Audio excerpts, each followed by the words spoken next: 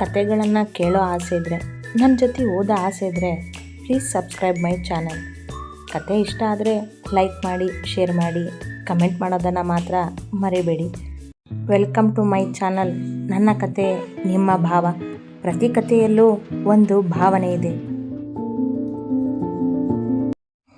ಕಾಲೇಜಿನ ತುಂಬ ಹುಡುಗಿಯರೆಲ್ಲ ಸೀರೆ ಉಟ್ಟು, ಹುಡುಗರು ಪಂಚೆ ಶರ್ಟ್ ತೊಟ್ಟು ಅಲ್ಲಲ್ಲಿ ನಡೆದಾಡುತ್ತಿದ್ದರು. ಸಾಂಸ್ಕೃತಿಕ ದಿನವೆಂದು ಎಲ್ಲರೂ ಹಬ್ಬಕ್ಕೆ ತಯಾರಾಗುವ ಹಾಗೆ ತಯಾರಾಗಿ ಬಂದಿದ್ದರು. ಶ್ರೀ ಮೊದಲೇ ಯೋಜನೆ ಮಾಡಿದಂತೆ ಸಣ್ಣ ಪುಟ್ಟ ಆಟಗಳು, ಕಾರ್ಯಕ್ರಮಗಳು ಇದ್ದಿದ್ದರಿಂದ ಅದರತ್ತ ಗಮನವಹಿಸುತ್ತಾ ತಾನು ಮೋಸ ಮಾಡಲು ನಿಂತಿರುವ ಕೃಷ್ಣನ ದಾರಿಯನ್ನು ಕಾಯುತ್ತಿದ್ದಳು. ತಾನು ಅವನಿಗೆ ಮೋಸ ಮಾಡುತ್ತಿದ್ದರೂ ಅವ ತನ್ನನ್ನು ನೋಡಬೇಕೆಂದು ಆಸಕ್ತಿಯಿಂದ ತಯಾರಾಗಿ ಬಂದಿದ್ದು ನಿಜವೇ. ಆದರೆ ಅದರ ಅರಿವು ಅವಳಿಗಿಲ್ಲ. ಪ್ರತಿದಿನ 10 ಗಂಟೆಗೆ ಬರುವ ಕೃಷ್ಣ ಅಂದು 11 ಗಂಟೆಗೆ ಬಂದ. ಶ್ರೀ ಕರೆ ಮಾಡಿದ್ದರೂ ರಿಸೀವ್ ಮಾಡಿರಲಿಲ್ಲ. ಹಾಗಾಗಿ ಈಗವಳಿಗೆ ಅವನ ಮೇಲೆ ಕೊಂಚ ಕೋಪ ಬಂದಿತ್ತು. ಅವ ಬೈಕ್ ನಿಲ್ಲಿಸಿ ಅವಳನ್ನೇ ಹುಡುಕಿದ ನಿಂತಲ್ಲಿಂದಲೇ. ಎದುರಿಗಿನ ಕಾರಿಡಾರ್ನಲ್ಲಿ ನಿಂತು ಅವನನ್ನೇ ನೋಡುತ್ತಿದ್ದ ಶ್ರೀಯ ಕೋಪ ಕರಗಿ ಹೋಗಿತ್ತು ಈ ಸುಂದರ ಕೃಷ್ಣನನ್ನು ನೋಡುತ್ತಿದ್ದಂತೆ. ಬಿಳಿಯ ರೇಷ್ಮೆ ಪಂಚೆ, ಅರಿಶಿಣ ಬಣ್ಣದ ಶರ್ಟ್ ತೊಟ್ಟವ ತನ್ನತ್ತ ನಡೆದು ಬರುತ್ತಿದ್ದವಳನ್ನು ನೋಡುತ್ತಾ ಮೈಮರೆತು ನಿಂತ.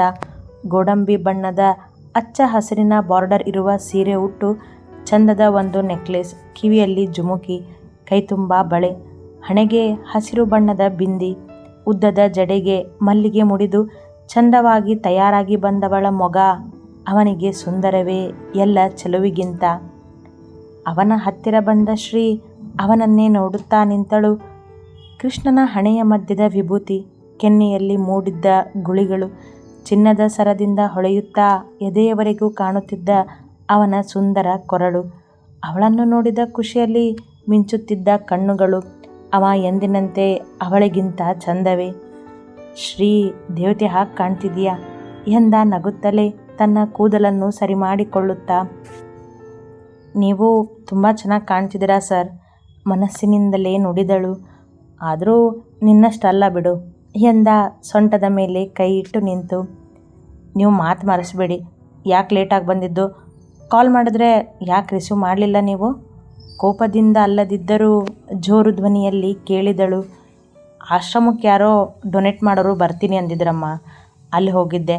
ಆದರೆ ಅವ್ರು ಬರಲಿಲ್ಲ, ಅದಕ್ಕೆ ತಡ ಆಯಿತು ಎಂದ ತಾಳ್ಮೆಯಿಂದ.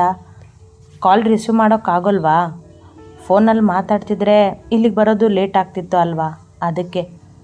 ಹೌದೌದು, ಬನ್ನಿ ಈಗ ಎಂದು ಮುಂದೆ ಹೋಗಲು ತಿರುಗಿದವಳ ಕೈ ಹಿಡಿದ ಕೃಷ್ಣ ತಾನಿರುವುದು ಕಾಲೇಜ್ ಎಂಬುದನ್ನು ಮರೆತ. ಇದು ಕಾಲೇಜ್ ಸರ್, ಮರೆತುಬಿಟ್ರಾ ನೀವು ಹೇಳಿದ ಮಾತನ್ನು? ಅವನತ್ತ ತಿರುಗಿ ಮುಗುಳ್ನಗುತ್ತಾ ಕೇಳಿದಳು. ನಿನ್ನನ್ನು ಇವತ್ತು ನೋಡಿ ಎಲ್ಲನೂ ಮರೆಯೋ ಹಾಗೆ ಆಗಿದ್ದೀನಿ ನಾನು, ಅಷ್ಟು ಮುದ್ದಾಗಿ ಕಾಣ್ತಿದೀಯ ಎಂದ ನಗುತ್ತಾ. ಅವಳನ್ನು ನೋಡಿದ ಖುಷಿಗೆ ಅವನ ಮೊಗ ಕೆಂಪೇರಿತ್ತು. ನೀವು ಅಷ್ಟೇ ಎಂದಳು ಅವಳು ನಗುತ್ತಲೇ. ನೀನು ಸ್ಟೇಡಿಯಂಗೆ ಹೋಗಿರೋ, ನಾನು ಸ್ಟಾಫ್ ರೂಮ್ಗೆ ಹೋಗಿ ಬರ್ತೀನಿ ಎಂದವ ಸ್ಟಾಫ್ ರೂಮಿಗೆ ಹೋಗಿ ಸಿಗ್ನೇಚರ್ ಮಾಡಿ ವೇದ್ನನ್ನು ಭೇಟಿಯಾಗಿ ಅವನ ಜೊತೆಯಲ್ಲೇ ಸ್ಟೇಡಿಯಂಗೆ ಬಂದ. ಶ್ರೀನಿಕಾ ಎಲ್ಲ ವಿದ್ಯಾರ್ಥಿಗಳ ಜೊತೆ ಆಟಗಳಲ್ಲಿ ಮುಳುಗಿದ್ದಳು. ಕೃಷ್ಣ ಅವಳನ್ನೇ ನೋಡುತ್ತಾ ಕೈಕಟ್ಟಿ ನಿಂತ ಒಂದು ಬದಿಯಲ್ಲಿ.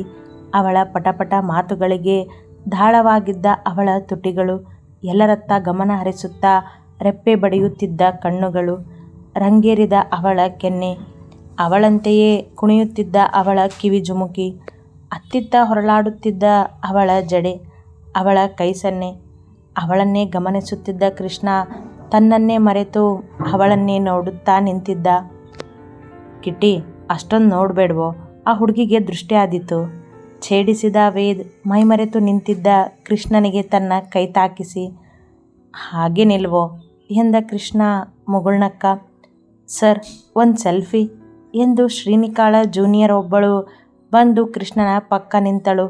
ಕೃಷ್ಣ ಮರು ಮಾತನಾಡದೆ ಮುಗುಳ್ನಗುತ್ತಲೇ ಆ ಹುಡುಗಿಯ ಜೊತೆ ಸೆಲ್ಫಿ ತೆಗೆಸಿಕೊಂಡ. ಅದನ್ನು ಕಂಡು ಇನ್ನೊಂದಿಬ್ಬರು ಹುಡುಗಿಯರು ಬಂದು ಫೋಟೋ ತೆಗೆದುಕೊಂಡರು ತಮ್ಮ ಹ್ಯಾಂಡ್ಸಮ್ ಕೃಷ್ಣ ಸರ್ ಜೊತೆ. ಇದೆಲ್ಲವನ್ನು ನಿಂತಲ್ಲೇ ನೋಡುತ್ತಿದ್ದ ಶ್ರೀಯ ಕೋಪ ಹೆಚ್ಚಾಗದೇ ಇರುತ್ತೇನೋ. ಅವನತ್ತ ನಡೆದು ಬಂದಳು ಕೋಪದಲ್ಲೇ. ಅವಳು ಎದುರಿಗೆ ಬಂದಾಗ ಕೃಷ್ಣ ಇನ್ನೂ ಸೆಲ್ಫಿಯಲ್ಲೇ ಮುಳುಗಿದ್ದ. ಕೊನೆಯ ಹುಡುಗಿ ಅವನ ಜೊತೆ ಸೆಲ್ಫಿ ತೆಗೆದುಕೊಂಡು ಸರಿದಾಗ ಶ್ರೀ ಕೈಕಟ್ಟಿ ಕೋಪದಲ್ಲಿ ಅವನನ್ನೇ ನೋಡುತ್ತಾ ನಿಂತಿದ್ದಳು, ಕಣ್ಣು ಸಣ್ಣದು ಮಾಡಿಕೊಂಡು. ಅವಳ ಕೋಪ ಅರ್ಥ ಮಾಡಿಕೊಂಡ ವೇದ್ ಅವರಿಬ್ಬರ ಮಾತು ಕೇಳಲು ಕಾತುರದಿಂದ ಕಾಯುತ್ತಾ ಅವರನ್ನೇ ನೋಡುತ್ತಾ ನಿಂತಿದ್ದ. ಸೆಲ್ಫಿ ಮುಗಿಸಿ ಅವಳತ್ತ ತಿರುಗಿದಾಗ ಅವಳ ಮುಖ ನೋಡಿಯೇ ಕೃಷ್ಣನಿಗೆ ಅರ್ಥವಾಯಿತು. ಅವಳ ಜೊತೆ ಸೆಲ್ಫಿ ತೆಗೆದುಕೊಳ್ಳದಿದ್ದದಕ್ಕೆ ಅವಳಿಗೆ ಕೋಪ ಬಂದಿದೆ ಎಂದು. ಶ್ರೀ, ಬಾ, ನಾವು ಸೆಲ್ಫಿ ತಗೊಳ್ಳೋಣ. ಅವಳ ಕೋಪ ಮರೆಸುವಂತೆ ನಟಿಸಿ ಎದೆಯ ಜೇಬಿನಲ್ಲಿದ್ದ ತನ್ನ ಫೋನನ್ನು ಕೈಯಲ್ಲಿ ಹಿಡುತ್ತಲೇ ಅವನ ಫೋನ್ ರಿಂಗ್ ಆಯಿತು. ನೋಡಿದಾಗ ಆಶ್ರಮದ ಸುಂದ್ರಣ್ಣನ ಕರೆಯಾಗಿತ್ತು. ಹಾಂ, ಹೇಳು ಸುಂದ್ರಣ್ಣ ಎಂದ ಕೃಷ್ಣ ಫೋನ್ ಕಿವಿಗಿಟ್ಟು. ಸರಿ, ಬಂದೆ ಎಂದು ಕಟ್ ಮಾಡಿ ಶ್ರೀನಿಕಾಳನ್ನು ನೋಡಿದವ. ಶ್ರೀ, ಆಶ್ರಮಕ್ಕೆ ಡೊನೇಟ್ ಮಾಡೋರು ಬರ್ತಾರೆ ಅಂದಿದ್ದಲ್ಲ, ಅವರು ಬಂದಿದ್ದಾರಂತೆ, ನಾನು ಹೋಗಿ ಬರ್ತೀನಿ ಎಂದವ ವೇದ್ನತ್ತ ನೋಡಿ. ವೇದ್, ನಾನು ಹೋಗಿ ಬರ್ತೀನಿ ಎಂದು ಹೋಗಲು ಮುಂದೆ ಹೆಜ್ಜೆ ಇಟ್ಟವನನ್ನು ತಡೆದಳು ಶ್ರೀ. ಸರ್, ಆಶ್ರಮಕ್ಕೆ ನಾನು ಬರ್ತೀನಿ. ಇವತ್ತು ಬೇಡ ಶ್ರೀ, ಇನ್ನೊಂದು ದಿನ ಕರ್ಕೊಂಡು ಹೋಗ್ತೀನಿ ನಿನ್ನನ್ನು. ಯಾವಾಗಲೂ ಹೀಗೆ ಅಂತೀರ ನೀವು, ಮುಖ ಊದಿಸಿದಳು ಎತ್ತಲೋ ನೋಡುತ್ತಾ. ಇನ್ನೊಂದು ದಿನ ಕರ್ಕೊಂಡು ಹೋಗ್ತೀನಿ, ಆದರೆ ಇವತ್ತು ಬೇಡ, ಓಕೆ ಎಂದವ ನಡೆದ ನಿಲ್ಲದೆ. ಅವಳನ್ನು ಆಶ್ರಮಕ್ಕೆ ಕರೆದುಕೊಂಡು ಹೋದರೆ ಅಲ್ಲಿ ಯಾವುದಾದರೂ ಒಂದು ವಿಷಯದಿಂದ ಅವಳಿಗೆ ಸತ್ಯ ಗೊತ್ತಾದರೆ ಎಂಬ ಭಯಕ್ಕೆ ಕೃಷ್ಣ ಅವಳನ್ನು ಇನ್ನೂವರೆಗೂ ಆಶ್ರಮಕ್ಕೆ ಕರೆದುಕೊಂಡು ಹೋಗಿರಲೇ ಇಲ್ಲ. ನನ್ನ ಜೊತೆ ಸೆಲ್ಫಿ ಎಂದಳು ಶ್ರೀ ವೇದ್ನನ್ನು ನೋಡುತ್ತಾ. ವಾಪಸ್ ಬರ್ತಾನಲ್ಲ, ಆಗ ನೀನೇ ತಗೋ ಸೆಲ್ಫಿನ ಎಂದು ಅವಳಿಂದ ಸರಿದು ಮುಂದೆ ನಡೆದ. ಕಾಲೇಜಿನಿಂದ 15 ನಿಮಿಷದ ದಾರಿಯ ಆಶ್ರಮಕ್ಕೆ ಕೃಷ್ಣ ತಲುಪಿದ್ದು ಅರ್ಧ ಗಂಟೆಗೆ. ಟ್ರಾಫಿಕ್ನಿಂದಾಗಿ ಅವ ಬರುವುದು ತಡವೇ ಆಯಿತು. ಆಶ್ರಮದ ಗೇಟ್ ಮುಂದೆ ಅವ ಬರುವುದಕ್ಕೂ ಅದೇ ಗೇಟ್ ದಾಟಿ ಹೊರಬಂದ ಗುರುರಾಜ್ರವರು ಕಾರ್ ಹತ್ತಿದ್ದರು. ಅವರನ್ನು ಕಂಡ ಕೃಷ್ಣ, ಮಾವ ಇಲ್ಲಿ ಎಂಬ ಪ್ರಶ್ನೆ ಮೂಡಿ ಮುಂದೆ ಹೋಗದೆ ಅಲ್ಲಿಯೇ ನಿಂತ ಅವರು ಹೋಗಲಿ ಎಂದು. ಅವರ ಕಾರ್ ಹೋದ ನಂತರ ಒಳ ನಡೆದ. ಅಣ್ಣ, ಅವರು ಈಗಿನ್ನೂ ಹೋದರು ನೋಡು, ತಗೋ ಚೆಕ್ ಕೊಟ್ಟಿದ್ದಾರೆ ಎಂದ ಸುಂದ್ರಣ್ಣ ಕೃಷ್ಣನ ಕೈಗೆ ಗುರುರಾಜ್ರವರು ಕೊಟ್ಟಿದ್ದ ಚೆಕ್ ಕೊಟ್ಟ. ಕೃಷ್ಣ ಕೈಗೆ ತೆಗೆದುಕೊಂಡು ಚೆಕ್ ನೋಡಿದ. ಗುರುರಾಜ್ ಎಂಬ ಹೆಸರು ನೋಡಿಯೇ ಅವನಿಗೆ ಎಲ್ಲಿಲ್ಲದ ಖುಷಿಯಾಯಿತು. ಆಶ್ರಮಕ್ಕೆ ಡೊನೇಟ್ ಮಾಡಲು ಬಂದಿದ್ದು ತನ್ನ ಮಾವನೇ ಎಂದು ತಿಳಿದಾಗ ಅವನಿಗೆ ಇನ್ನಷ್ಟು ಖುಷಿ. ಅಣ್ಣ, ಅವ್ರು ಇನ್ನೂ ಕೂತ್ಕೋತಿದ್ರು, ಮಕ್ಕಳ ಜೊತೆ ಆಟ ಆಡ್ತಿದ್ರು, ಅವರಿಗೆ ಯಾವುದೋ ಫೋನ್ ಬಂತು, ಕೆಲಸ ಇದೆ ಅಂತ ಅವಸರದಲ್ಲಿ ಹೋದರು ಎಂದ ಸುಂದ್ರಣ್ಣ.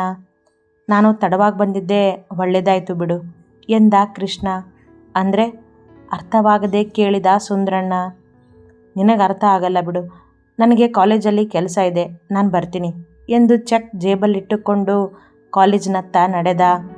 ದಾನ ಧರ್ಮಕ್ಕೂ ಹೆಸರಾಗಿದ್ದ ಗುರುರಾಜ್ರವರು ಆಶ್ರಮಕ್ಕೆ ಸಹಾಯವಾಗಲಿ ಎಂದು ಹಣ ನೀಡಲು ಬಂದಿದ್ದರು. ಅದೊಂದೇ ಆಶ್ರಮವಲ್ಲ, ಎಷ್ಟೋ ಆಶ್ರಮಗಳಿಗೆ ದಾನ ಮಾಡಿದ್ದರು. ಅಂದು ತಾವು ಬಂದಿದ್ದ ಆಶ್ರಮ ತಮ್ಮ ಮಾವನದ್ದಾಗಲಿ ಅದನ್ನು ನಿಭಾಯಿಸುತ್ತಿರುವುದು ಕೃಷ್ಣ ಎಂದಾಗಲಿ ಅವರಿಗೆ ಗೊತ್ತಿರಲೇ ಇಲ್ಲ. ಗೊತ್ತಾಗುವ ಮೊದಲೇ ಅವರ ಫೋನಿಗೆ ಬಂದ ಕರೆ ಅವರ ಕುಟುಂಬದ ಸುಳಿವೇ ಆಗಿತ್ತು.